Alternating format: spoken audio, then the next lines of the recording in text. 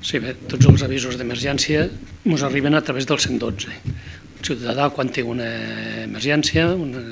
truca al 112, i llavors el 112 ens passa el que en diem nosaltres la carta, via telemàtica, que en diem carta però es fa telemàticament, d'aquella alarma, i si com també ens passa la veu, el telèfon, perquè podem parlar amb l'alertant, ens ho passa a la sala de control territorial d'aquí que tenim a Lleida, des d'on gestionem totes les emergències de la nostra regió d'emergències de Lleida. En PIC rebem aquesta alarma, aquí a la sala de control hi ha un coordinador territorial que és el que determina els mitjans que van a cada emergència. Per protocol ja tenim per tipologia de servei, si és un accident de trànsit, si és un incendi de vivenda o un incendi de vegetació, per tipologia de servei, ja tenim una sortida mínima que ens determina ja el mínim número de bombers i de vehicles i tipologia de vehicles que han d'anar amb aquell servei. Aquest coordinador territorial també, en base a la informació que rep d'aquesta alarma, pot ja de sortida també fer una sortida ampliada per sobre d'aquest mínim que tenim per protocol. Per exemple, amb un incendi forestal, el mínim que tenim ara en campanya d'estiu són 3 camions d'aigua i un helicòpter bombarder i l'helicòpter de comandament.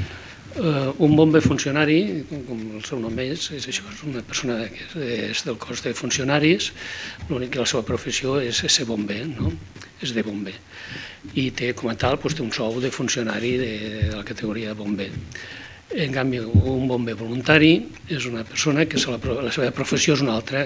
Pot ser un llauner, pot ser un autònom, pot ser fins i tot un estudiant, que per vocació de servei, de manera altruista, se fa bomber voluntari.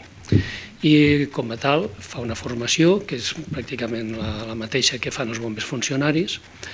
i té un equipament també pràcticament el mateix que té un bomber funcionari,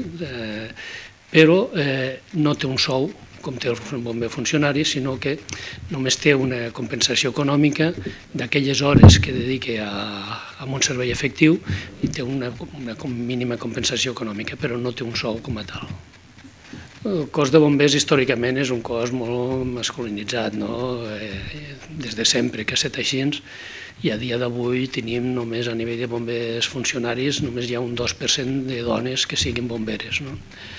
L'any passat ja a nivell de govern de la Generalitat se va fer un acord i es van aprovar una sèrie de mesures per intentar revertir aquestes xifres i intentar aproximar-nos a una igualtat de nombre de bombers respecte a les bomberes, i es va aprovar que a partir d'ara totes les convocatòries que hi hagi per accedir al cos de bombers o a les diferents categories del cos de bombers hi haurà un mínim de places per a dones. Per exemple, les properes convocatòries de bombers funcionaris hi haurà un mínim de 25% de places per a dones i un màxim d'un 40% que es facilitarà perquè entrin més dones i intentar que amb els anys puguem anar apropant-nos amb aquesta paritat. Si parlem de risc forestal, per exemple, sí, Lleida és una de les províncies per superfície que tenim més massa forestal, però també, a part de tenir el risc que tens a superfície, el risc forestal varia, depèn dels anys, en funció de la situació climàtica, de la sequera o les pluges que hagis pogut tenir a la primavera, a l'hivern o a la tardor, i de les condicions climatològiques que puguis tenir ja els mateixos dies de l'estiu. Llavors hi ha anys que, tot i tenir gran massa forestal, hem tingut poc risc, diguem, o d'altres, com és aquest any, aquest estiu, que la majoria, des que hem començat la campanya forestal, Lleida, sobretot la franja central de la nostra regió, la Noguera principalment, l'estem tenint amb un alt risc d'incendi forestal. Sí, es nota el canvi climàtic i cada any ho estem veient. Les temperatures són més altes, el règim de pluges, hi ha menys pluges, o potser en números absoluts de l'any potser no hi ha una davallada molt important a nivell de litres, però potser sí que les pluges no cauen tan repartides, sinó d'una forma més torrencial en uns dies concrets, i això fa que l'aigua no s'aprofiti tant i la vegetació, els boscos ho noten. 99. Vam tindre els incendis del Solsonès, va ser un episodi molt important d'incendis, i després ara, com més últimament vam tenir fa 3 anys de la Torre de l'Espanyol, també va ser un gran incendi que va començar a la zona de Tarragona, ens va acabar agafant una mica de la nostra regió d'emergències, doncs també va ser un dels incendis més importants que hem tingut últimament a nivell d'incendi forestal. Està clar que el despoblament de les zones rurals ajuda que fan que s'abandonin camps, que aquests camps que no es conreen s'acaben creixent la vegetació i acaben convertint-se en boscos al cap dels anys. I això és el que ens està passant a les últimes dècades.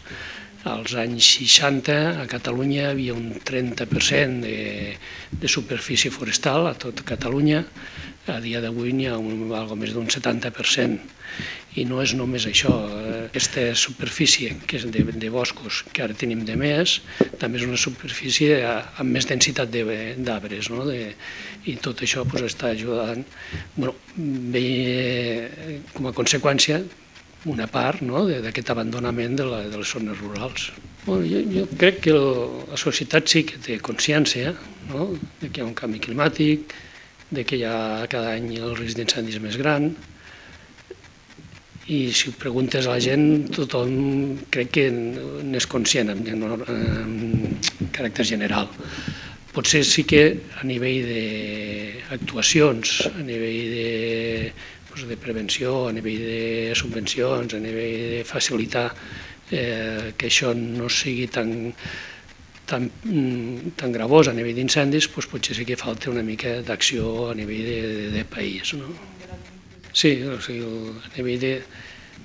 per millorar el que és els incendis forestals hi ha la part d'extinció, que evidentment com a cos de bombers nosaltres demanem més mitjans, demanem més personal, demanem millores amb equipaments, etc. Però el millor és no tenir que arribar a l'extinció i poder tenir això una gestió de les zones forestals que la facin rendible i que ens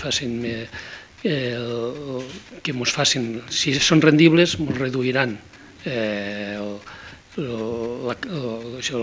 la càrrega de foc que tindrem al territori, repetida pel territori, i això es fa amb gestió dels boscos. I després també, potser una cosa que no hem comentat,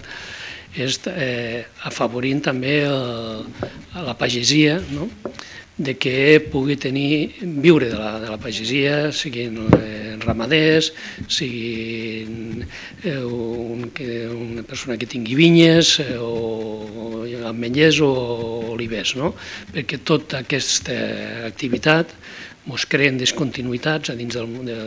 les masses forestals que a l'hora de quan se té un incendi ens donen oportunitat perquè amb aquestes discontinuïtats puguem aturar aquest incendi abans que si en el cas que no els tinguéssim. El manteniment dels boscos econòmicament és difícil que surti rendible, i llavors, si a nivell de país no s'ajuda, a nivell de normatives, a nivell de subvencions, a nivell de facilitar les tasques de treure-li un profit econòmic al bosc, de poder-li fer un manteniment, això potser sí que em faltaria una mica de fer aquest pas. Ho està sent, això ho estem veient. En les últimes dècades també els incendis cada vegada són més intensos perquè hi ha més massa forestal, perquè hi ha més superfície, perquè és una superfície més densa, amb més càrrega de foc.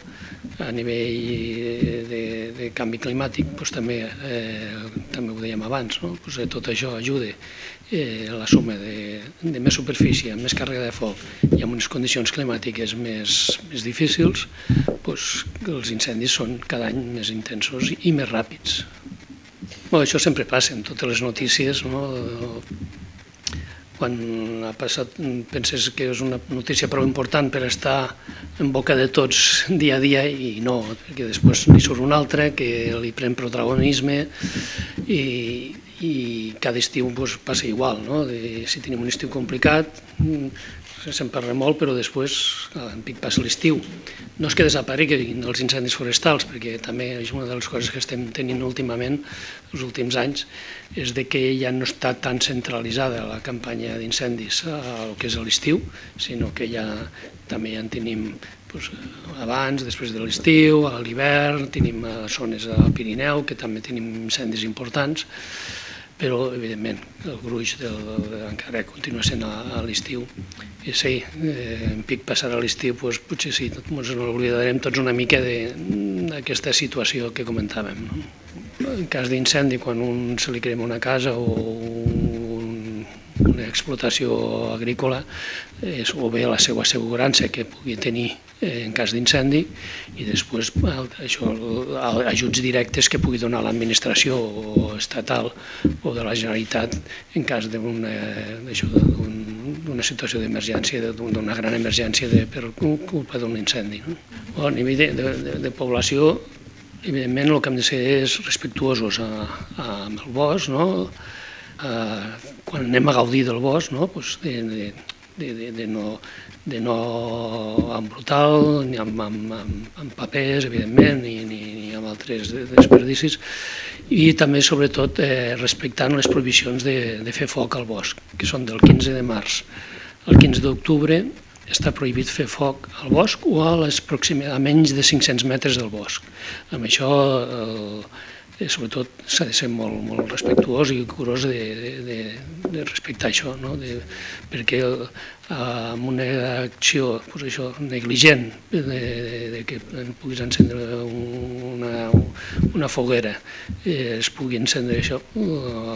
tot un bosc per culpa d'aquesta negligència pot ser devastador.